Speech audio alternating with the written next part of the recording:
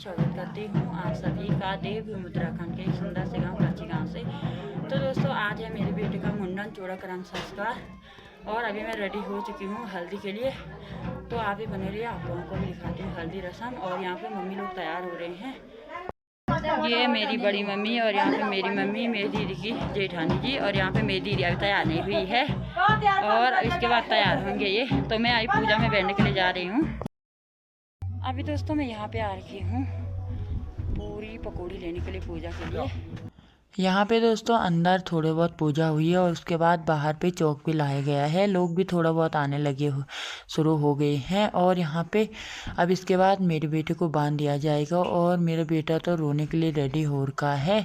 और कल मेहंदी में भी ना खूब सारा रोया था और अभी भी रोएगा, क्योंकि उसने ऐसे माहौल पहले कभी नहीं देखा।